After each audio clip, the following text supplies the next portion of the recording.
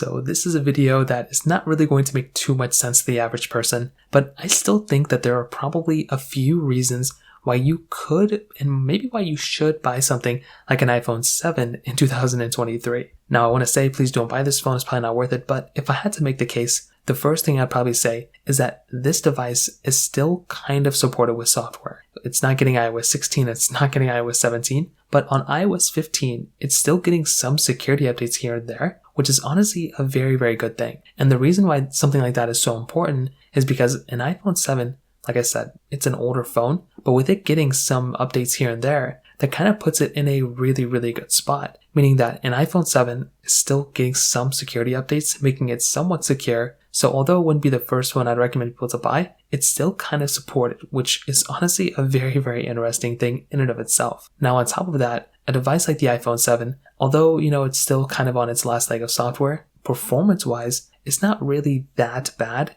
And there are still lots and lots of applications that are still supported on something like the iPhone 7. So although you don't have to go and buy the iPhone 7 right now, there are still lots of applications that are still kind of supported, making it a decent device if you want to still install some certain applications, things like, like some games that are available and other apps like that. They're still there on the iPhone 7, and maybe there's going to be some, room for that to change very soon once iOS 17 comes around. But as of right now, we're pretty much good to go. On top of that, I would still say the raw features of an iPhone 7 are still kind of relevant. Like you could still use an iPhone 7 almost like on an everyday basis for a lot of the basic necessities you would need from a phone. Things like messages, calling, and the camera application. But even in some like more intensive stuff, like if you want to do like Snapchats, if you want to go on TikTok and those types of apps, this type of device is still doing a really good job from that perspective as well, which is another really good asset. On top of that, with something like the iPhone 7, like I said, although it wouldn't be the first phone I would recommend people to buy, it's still up there in terms of, I guess, like feature set and things going with that device. So I think that's important. And I don't know if this is true or not, but there's probably still some jailbreaks available out there